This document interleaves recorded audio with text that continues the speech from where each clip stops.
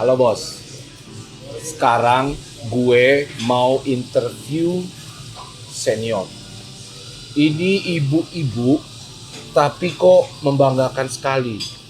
Namanya Ibu Arvila Deli Triana. Beliau ini yang merancang jembatan lengkung LRT terpanjang di dunia. Sekarang jembatannya di Jakarta, bos. Kita akan tanya-tanya, gimana sih supaya bisa sukses? Jadi kita mau belajar bagaimana Ibu Dina ini dari mudanya, dari awalnya sampai pada akhirnya memang dia passion banget sama yang namanya jembatan, dan pada akhirnya mewujudkan impian yang spektakuler, yang fenomenal. Beliau bisa merancang jembatan terpanjang LRT di dunia. Langsung aja, ini yang namanya Ibu Dina. Selamat datang Bu Dina. Terima kasih udah nyediain waktunya. Tuh bos, ini namanya Ibu Dina. Bu Dina, kok pinter banget tuh? Alhamdulillah. Hah? Pinter itu Ini karena saya excited banget ketemu Iya. Bu Dina. Kok bisa merancang itu? Bagaimana? Kok bisa pinter banget?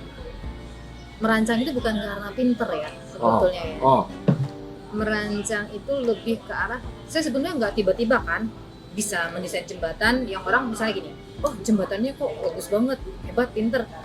Kan perlu 20 tahun.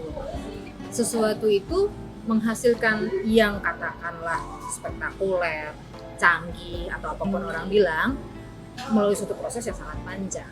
Jadi nggak mendadak, nggak instan, nggak tiba-tiba, dan nggak modal nekat kalau orang bilang. enggak ya? Nah, enggak.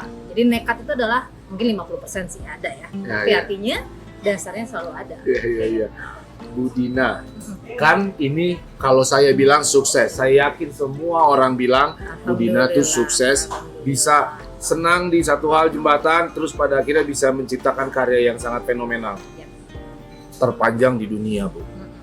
Menurut Bu Dina, apa hal paling penting dalam kesuksesan? Saya selalu menyampaikan kepada, dan itu dasar saya sendiri ya, juga pada engineer saya, bekerjalah dengan hati. Karena kalau hatinya udah seneng, udah menyukai pekerjaan tersebut, udah niat baik untuk pekerjaan tersebut, otak, tangan, mata, semuanya itu mengikuti kemauannya hati. Bekerja dengan hati itu kan bahasa Inggrisnya work with passion, Iya, exactly, something like that lah. ya kan? Gitu, ha-ha. Berarti bekerjalah dengan Iya. hati. Kayak gimana? Apa? Bisa lebih detail nggak, Bu? Apa sih maksudnya bekerja dengan hati? Misalnya, contoh ya, saya paling simpel ya, jembatan. Oh, jembatan itu memang tidak tiba-tiba saya suka sama jembatan, enggak. Karena waktu pertama-tama saya kerja untuk membantu, ada yang mengajak saya kerja, Pak Jody Firmansyah, untuk desain jembatan, ya saya ikut aja karena beliau ahli jembatan. Pas lihat hasilnya, saya memulai dari waktu itu nggak ada apa-apa, nyebrang sungainya pakai rakit dan sebagainya. Tahu-tahu setelah jembatan itu nyambung, saya bisa melihat betapa bahagianya orang lewat-lewat situ, foto-foto. Kan gini, Bu. Ya. Banyak banget yang nanya nih ke saya. Bang, gimana caranya nemuin passion? Kan bekerja dengan hati, hati means passion. Work with passion. Yes. Bagaimana sih caranya menemukan passion? Apa yang mesti saya lakukan untuk menemukan passion saya? Yang perlu Bu Dina tuh apa? Ya, kalau yang perlu saya lakukan adalah pertama, saya bekerja dalam lingkungan yang membuat saya nyaman. Pertama itu, artinya saya nyaman kalau saya diizinkan untuk tetap menjadi tugas saya utama adalah ibu rumah tangga, karena kebetulan saya karir saya di jembatan setelah saya jadi ibu rumah tangga, udah punya anak, Oh, gitu, oh udah gitu punya ya? suami, udah punya anak, jadi artinya Tunggu, Bu. Hah.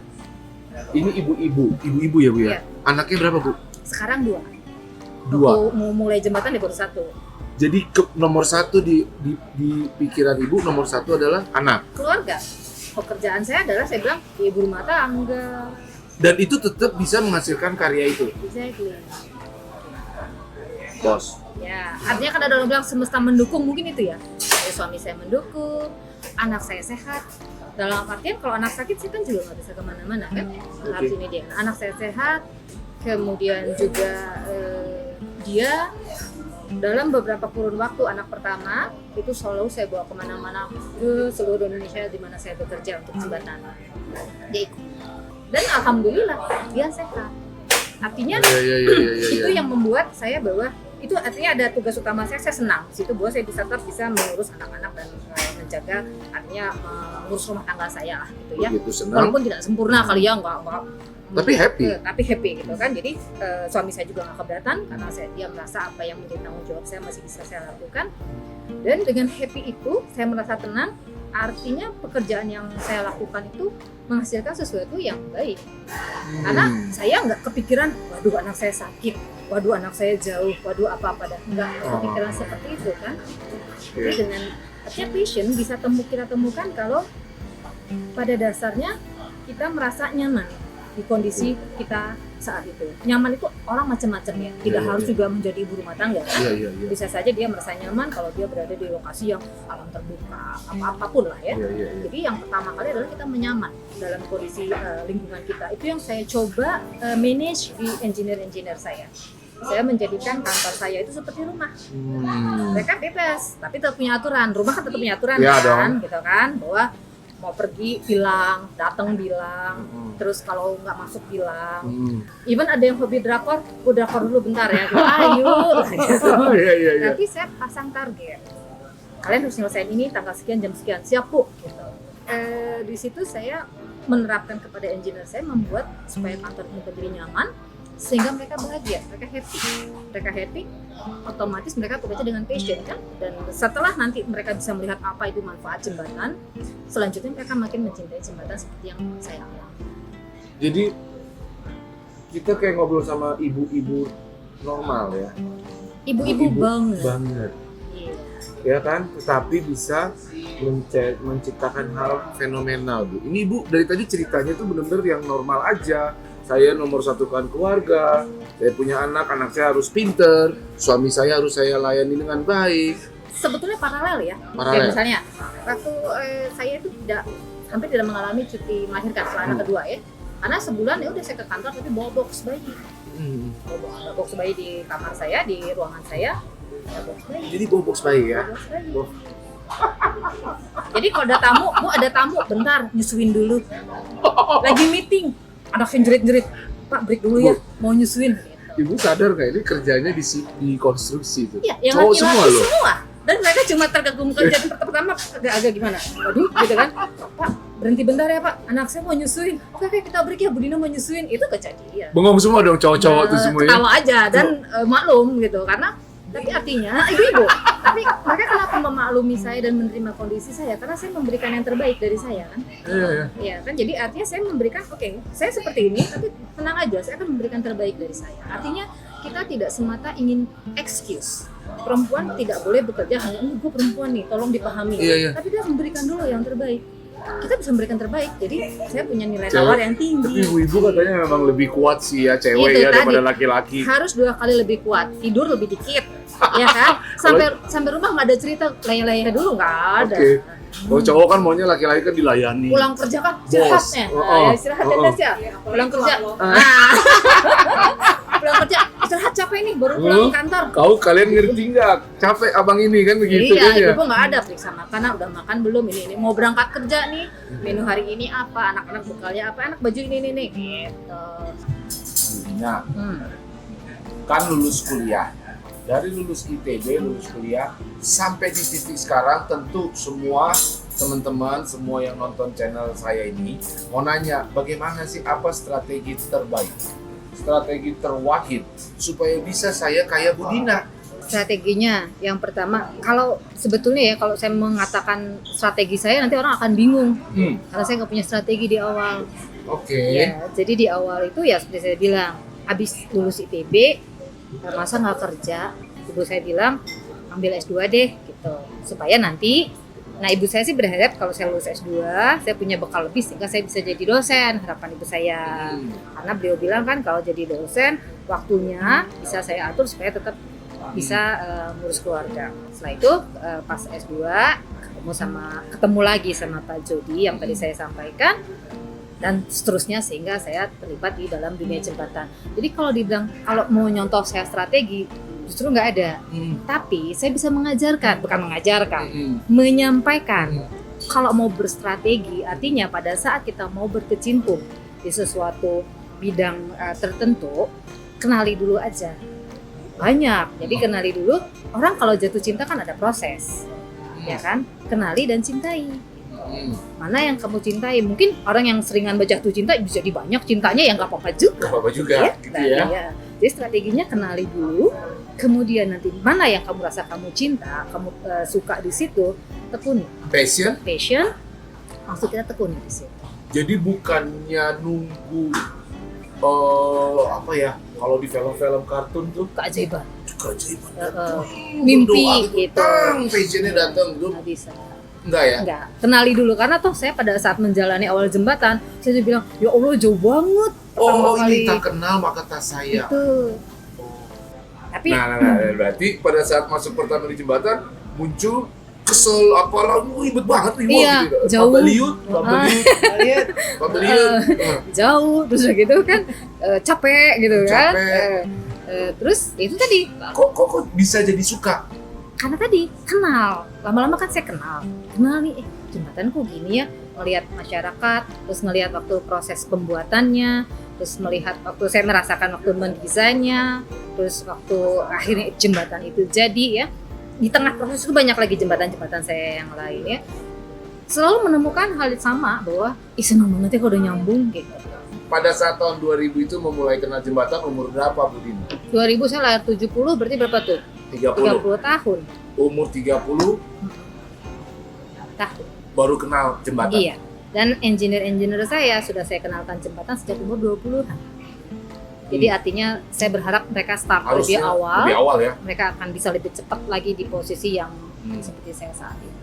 Apalagi ngeliatin orang yang umur 30 gagal sekali, langsung bilangnya udah gagal hidupnya, menyerah gitu. Iya. Cowok lagi hidup Iya. lagi ya. Dan saya kan dalam kondisi itu tadi bukan orang yang free ya, free dalam artian apa? Udah punya anak, udah punya suami, 30 kan? itu udah punya suami ya. Udah punya anak. Pada saat sudah mulai di jembatan perjalanan, ada nggak salah, susah, Ada. mentok nih, nggak bisa mikir lagi, ini nggak ada ide, ada pernah? Ada. Pernah salah hitung, Salah hitung, rugi. salah hitung loh. Salah hitung udah dipasang lagi gitu kan. Tapi itu tadi semua itu kan ada solusinya. Saya selalu percaya pada waktu tahu aduh salah, keringat dingin. Oh, Aduh oke. deg-deg. Tapi akhirnya saya yakin saya membaca suatu buku namanya Engineer is a Human. Oke. Nggak selalu kita harus benar gitu. Jadi kalau kita salah, justru dengan pernah salah, artinya kita akan lebih hati-hati. Kita akan lebih tahu kalau mau menghadapi hal yang sama, kita akan lebih hati-hati. Orang yang nggak pernah salah itu mungkin susah hidupnya. Bukan susah ya, artinya dia akan tidak lebih hati-hati. Artinya pengalaman tidak banyak. Jadi sekarang kalau saya ditanya menjadi pembicara atau apa, justru saya bisa mencontohkan kegagalan saya. Oh ya? Iya, jadi bilang jangan sampai seperti ini karena saya tidak memperhatikan hal yang ini. Dulu waktu mungkin salah itu gimana supaya tetap semangat? Ya saya pertama down lah, cuman itu tadi backup dari Pak Jody segala macam, kata Pak Jody udah diginin-ginin aja. Terus ya saya, yang penting adalah kita jujur. Jangan sampai kita menutupi kesalahan itu karena itu efeknya adalah fatal di Ini konstruksi. suka banyak ya. Tuh, Udah tuh bos. Ya. Kalau salah jujur. jujur. Belajar. Ngerti nggak lo? Belajar. Kayak gitu gitu kan. ya. Jadi sampaikan bahwa ini konsekuensi apapun harus kita terima ya. Tapi kan sebetulnya orang pun akan bisa melihat itikat baik kita. Nah, yang penting adalah bagaimana kita secara komitmen memperbaikinya. Bagaimana mencari solusinya, tidak lari dari masalah. Yang penting jangan pernah lari dari masalah. Akuin aja kalau salah. Akuin aja.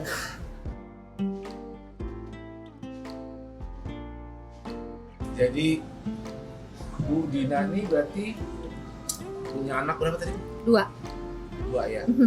Terus juga berarti ada urusan rumah. Iya. Dengan segala persoalan yang nggak habis-habis tuh kalau di Iya. rumah. Terus juga sambil desain jembatan. Mana yang lebih penting? Kalau kita punya pekerjaan, kalau kita punya hobi, mana yang lebih penting kadang-kadang? Bukan kadang-kadang, selalu. Mana yang lebih penting? Ya sama. Karena efek kalau kita senang sama hobi, ke rumah tangga juga kan bagus, gitu kan? Oke.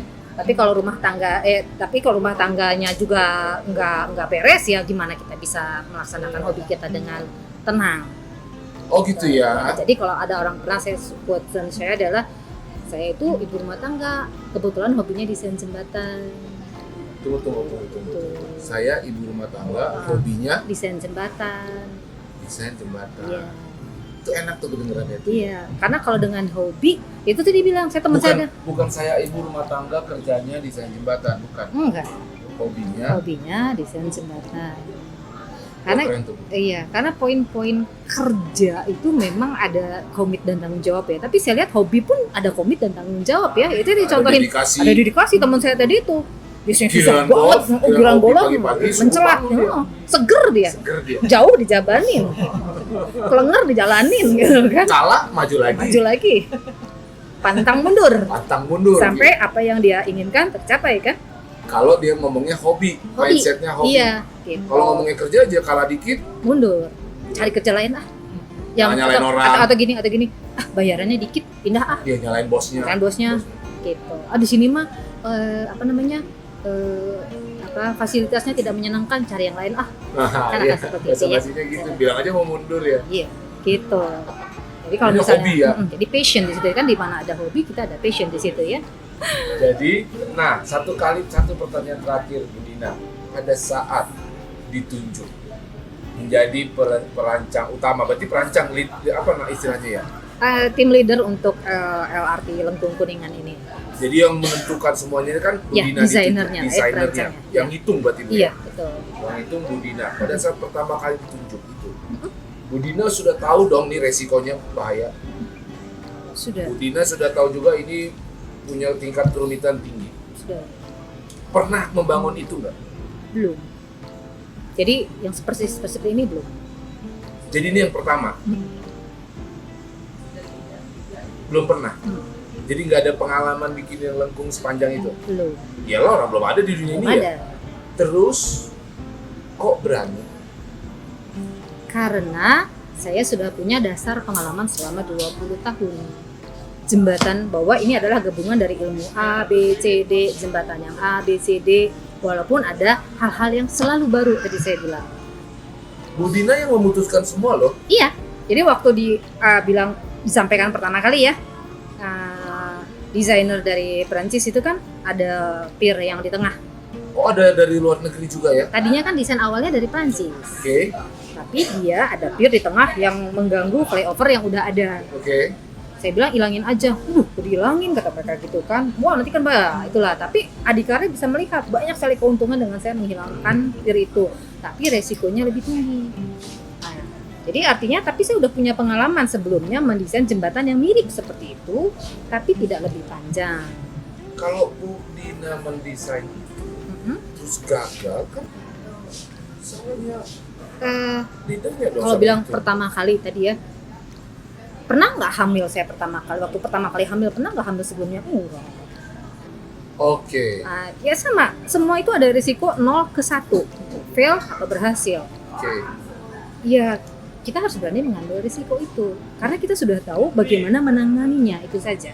Yang perlu disiapkan apa supaya berani? Mental ya. Oh gitu ya. Iya, jadi bahwa kita sudah, waktu menyatakan oke, saya sanggup, no point to return, saya nggak bisa balik lagi nih. Nah, jadi saya harus bisa, artinya saya Dengan membuka. segala resiko. Iya, saya membuka. Dan semua orang luar negeri bilang nggak mungkin, Nggak susah. mungkin, dan ya Dari itu mana tadi. aja tuh Bu? Cerita Dari dong. kalau yang pertama kan desainernya dari Perancis ya. Prancis, bos. Nah, kemudian waktu namanya rapat konsultan pengawas, itu namanya OCG, ada dari Jepang, Korea, Cina, Inggris, Australia, warna-warni. Jadi mereka bule-bule ada orang Jepang, Iya, Prancis yang belum, Inggris. baru bule-bule doang, baru Prancis doang. Oh. Yang awal-awal. Nah, karena dia desainer yang kayak PBB itu di pengawasnya. Oke, Mereka oke. juga pas lihat ya mengkerut dulu lah, dan berkerut kening ya maksudnya ya, dan ya mencecar dengan berbagai macam Mereka pertanyaan. ada ngomong nggak ini nggak mungkin? Ngomong, kamu yakin gitu? Udahlah, jangan coba-coba, istilahnya bahasa Indonesianya, karena dia bahasa Jepang kayak orang-orang Jepang. Bu Dina bilang yes, yakin Ya sudah, saya yakin. Kamu tahu ini tidak pernah ada di dunia ini. Tahu, saya bilang, so ya kita jadiin ada, saya bilang. Bos, bener nggak lo bos? Kita jadiin ada ya Bu. Iya. Jadi message ibu tuh penting sekali ya. Kan saya bilang Ya, kita kita jadiin ada. Jadi saya mengajak semuanya, ayo kita jadiin ada, karena kita tahu. Saya tanya, apa yang meragukan Anda? Saya bilang gitu. Jawab deh tuh pakai. Ya mereka juga bingung, mereka hanya nggak yakin saja, mereka tidak bisa menjawab bahwa kenapa ini nggak mungkin, karena belum pernah, kan nggak fair, nggak mungkin karena belum pernah. Ya, saya bilang, ya tadi balik lagi ke melahirkan, saya juga melahirkan nggak mungkin, kalau saya nggak pernah melahirkan sebelumnya tiba-tiba suruh melahirkan kan nggak juga kan, gitulah, gitu loh. Karena Jadi kalau kita anak muda kalau terlalu takut ya, ini ibu-ibu yang belum ada terus menghadapi orang ahli-ahli gitu ibu ya. oh sangat, Ahli justru mereka khawatir karena mereka ahli, karena mereka tahu persis resiko-resikonya ya. Saya juga sampai mikir. Saya lagi ngebayangin mimiknya gimana tampangnya dia. Iya. Dia ahli dari luar negeri terus habis itu pas datang dia mengharapkan seseorang yang gimana. Ya yang bisa dia omel-omelin kali ya, pas aduh ibu nggak tega juga kali ya. Nah, Mungkin itu keuntungan saya juga. kita bikin supaya ada dengan pesan yang sangat rumit itu. Iya. Jadi terima kasih Bu Dina waktunya. Terima kasih kembali.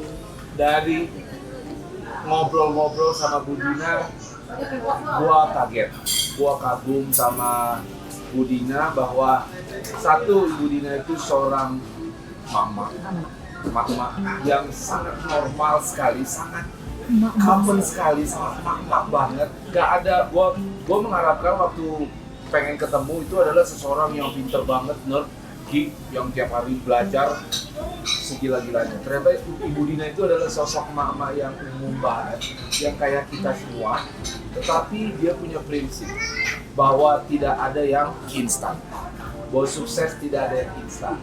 Semuanya dikerjakan seperti dengan hati, semua bekerja dengan hati, work with passion. So Bu Dina juga punya prinsip bahwa dia punya hidup di rumah tangganya penting dan hobinya adalah Penting juga. jembatan. Rumah tangga penting, hobinya jembatan, dan jembatan sudah seperti Anak sendiri. anak sendiri. Adalah anak sendiri. Oh, bukan seperti. That is anak sendiri ya. Lu dengar, jembatan adalah anak sendiri. So, rasa sayangnya, passionnya sama jembatan adalah persis seperti ke anaknya sendiri. Passionnya Bu Dina juga ditemukan, bukannya dicari-cari, ditunggu dan menunggu keajaiban datang. Tidak ada itu. Passionnya berjalan, flow, mengalir, Mengenali. makin lagi dilihat, makin disayangin, makin dikenal, makin disayangi. Dan pada akhirnya bos, Bu Dina berhasil merancang sebuah jembatan yang banyak dunia bilang itu tidak mungkin, dari Prancis, dari Jepang, dan dari manapun. Tetapi Bu Dina mampu membuktikan bahwa emak-emak dan orang Indonesia itu bisa. Sukses gak ada yang instan bos. Sepanjang lu mengerjakannya dengan hati, pasti lu bisa melakukan hal yang pengen. Gitu Bu Dina. Betul. Thank you waktunya Bu Dina. Terima kasih lagi. Semoga saya bisa belajar banyak dari Bu Dina. Insya Allah Saya bisa. sukses kayak Bu Dina. Ya. Mak-mak sukses. Terima kasih Amin. Bu Terima kasih. Dina. Sorry. Terima kasih ya. Bu Dina. Yuk. Thank you bos.